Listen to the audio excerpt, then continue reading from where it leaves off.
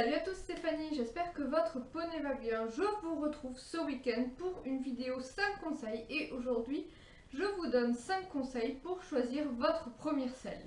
Les raisons pour lesquelles vous souhaitez acquérir votre première selle peut être variable. Généralement, soit vous venez d'acheter votre premier cheval, soit vous êtes cavalier de club et vous souhaitez avoir quelque chose de plus personnel et plus confortable qu'une selle de club. On connaît tous l'état général des selles de club, elles sont malmenées et il est compréhensible qu'on veuille quelque chose de plus confortable. Étant donné le nombre de selles qu'il existe sur le marché, je pense qu'il y a quelques règles à respecter. La première règle que je pourrais vous donner, donc le premier conseil, c'est que une selle est quelque chose de personnel. C'est vous qui devez la choisir selon vos critères et non pas une tierce personne, votre mère, votre père, votre grand-père ou que sais-je, sous prétexte qu'il vous l'offre. C'est comme ça que moi, à 14 ans, alors que je faisais 1m45 et 38 kg, je me suis retrouvée avec une selle Norton en 18 pouces. C'était pas l'idéal. Le deuxième conseil que je pourrais vous donner, c'est de définir votre budget. On y reviendra. Cependant, en dessous de 700 €, j'aurais tendance soit à vous conseiller une selle en synthétique. Certes, ça a beaucoup moins de charme que le cuir. Je suis la première à le penser, mais c'est généralement increvable. Soit une selle en cuir de grande marque et d'occasion. Si vous avez un budget de moins de 300 €, le but étant de quitter l'inconfort des selles de club, je vous conseille tout bonnement d'acheter une paire d'étrivières et une paire d'étriers à votre taille et à votre convenance, ainsi qu'un couvre-selle en mout-mout ou bien en gel pour le confort de vos fesses. Honnêtement, ça vaut mieux. Conseil numéro 3. Définir l'utilisation qu'on veut faire de sa selle. On commence généralement avec une selle mixte. Ce sont des selles polyvalentes avec des quartiers pas trop longs pour pouvoir sauter, un siège semi-creux pour pouvoir faire du plat. Si vous ne faites que du dressage, attention, la selle de dressage est quand même particulière au niveau de l'assise. Je vous conseille fortement d'essayer sur plusieurs séances une selle de dressage avant de vous lancer dans cette première acquisition. Si c'est pour ne faire que du CSO, j'avoue très personnellement ne pas ressentir d'énormes différences entre la selle de saut et la selle mixte. La selle de saut sera plus plate avec des avancées de quartier plus importants et ça c'est bien pour les gens qui ont de grandes jambes. Personnellement, ce n'est pas mon cas. Le siège plat de la selle d'obstacle permet plus de liberté de mouvement. Toutefois, attention, il exige absolument une très bonne assiette de la part du cavalier. Ce pourquoi, pour ma part, je lui préfère les sièges semi-creux qui sont, il faut le dire, plus confortables. Quatrième règle qui est en réalité un problème de taille. En ce qui concerne l'humain, le cavalier, c'est facile. En dessous d'un 36, on va aller plutôt vers du 16,5. 36, 38, c'est plutôt du 17. 40, 42, voire 44, on est dans du 17,5 et au-dessus de ça, on est dans du 18 pouces. Toutefois, la plupart des personnes se sentent tout à fait à l'aise dans une taille 17,5. C'est plutôt du côté de l'équin, de l'équidé, que ça nous pose problème. Si c'est pour votre cheval ou un seul cheval, choisissez-lui une selle adaptée au mieux. En France, la plupart des selles de série sont très étroites.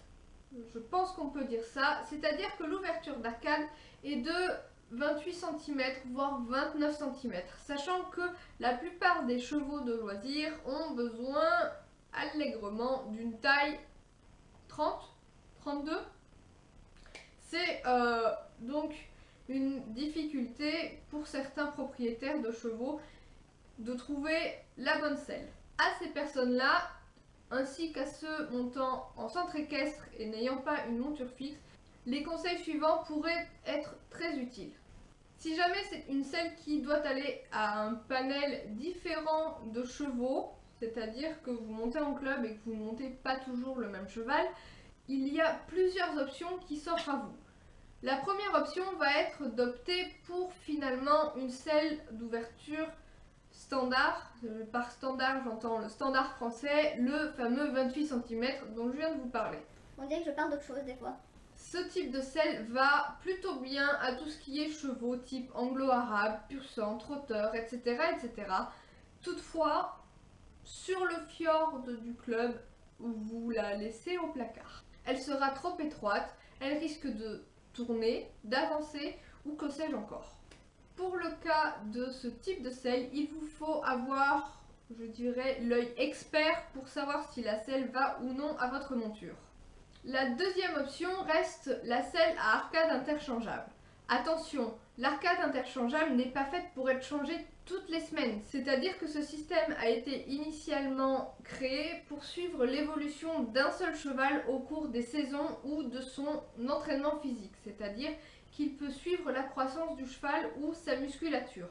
Ce n'est donc pas un système qui puisse résister à un échange d'arcade d'un samedi à l'autre selon votre cours et selon le cheval que vous allez monter.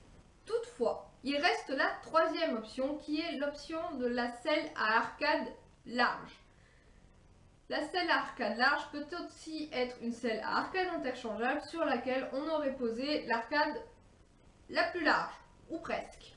Pourquoi une selle trop large? Tout simplement parce qu'elle ira à plus de chevaux qu'une selle trop étroite, qu'elle conviendra au fjord, au Mérens, au Halfinger dans le cas d'une utilisation ponctuelle, et elle ira également au cheval un peu plus fin, attention, avec un amortisseur. J'aurais tendance à fortement déconseiller l'amortisseur dans l'option numéro 1 de la selle à ouverture standard, parce que si vous mettez une selle très étroite sur un cheval un peu rond et que vous mettez un amortisseur entre les deux, vous vous dites ça lui ira bien pour la séance. Seulement, ça n'arrange rien, absolument rien, ça ne fait qu'augmenter les points de pression et c'est pas ce qu'on cherche là. Non, avec une selle plus large, si vous avez un cheval large, elle lui ira. Si exceptionnellement vous montez un cheval plus fit, eh bien vous posez un amortisseur compensateur qui comblera les espaces entre les deux et pour la séance, ça ira plutôt bien. Conseil numéro 5 et donc le dernier, maintenant qu'on a notre budget, l'utilisation que nous voulons faire de notre selle et enfin qu'on connaît la taille qu'il nous faut, l'idéal serait d'essayer. Pas seulement sur le trépied, enfin le cheval d'arçon en boutique, mais sur un vrai cheval en mouvement avec votre cul posé dans la selle. Je sais, cela n'est pas toujours possible. Il y a des enseignes qui vous prêteront volontiers une selle pour que vous puissiez l'essayer sur votre cheval. Il y a certaines marques qui vont se déplacer même pour venir vous faire essayer leur selle sur leur cheval. Pas sur votre cheval, sur un cheval. Toutefois, il y a des selliers. On dirait qu'ils ne connaissent pas très bien leur métier parce qu'il semblerait qu'ils puissent faire une syncope à l'idée que leur selle touche un cheval. Et puis il faut dire qu'aujourd'hui, avec internet, finalement, on peut tout acheter. Que ce soit la selle neuve qui n'est pas essayable près de chez nous ou bien une bonne occasion, ma foi, pourquoi pas. Pour l'achat d'une occasion, selon moi, ça ne vaut le coup que sur les grandes marques. Attention, les selliers de grandes marques font généralement des selles sur mesure qui peuvent être particulières à un seul cheval et qui n'iront donc pas au vôtre ou même à votre taille à vous. Aussi, si les selles ne sont pas sur mesure, encore une fois, il est d'usage d'avoir une arcade plutôt étroite.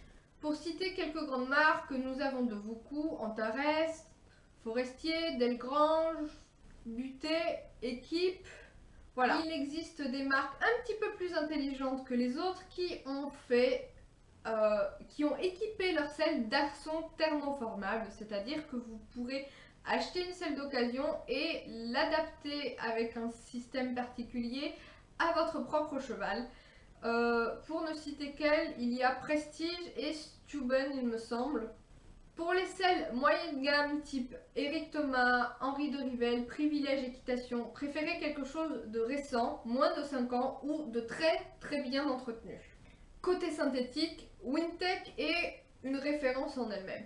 Depuis quelque temps, il y a les fameuses Tecna dont je vous ai déjà parlé et la marque anglaise Thorogood, difficile à dire, qui est selon moi la selle référentes au niveau adaptation du cheval. Comme quoi les Anglais ont tout compris, il n'est pas nécessaire d'avoir une selle sur mesure à 2000, 3000, 4000 euros pour avoir quelque chose qui va à notre cheval. Ils sont bien ces Anglais. Voilà, j'espère que ces 5 conseils vous auront aidé, vous auront plu. Ce sont des choses que j'avais déjà abordées sur un article dont je me suis inspirée aujourd'hui sur la page des lions. Je vous mettrai un lien en barre d'infos. Sur ce, je vous dis à très bientôt. Faites des grosses papouilles à votre poney et voilà.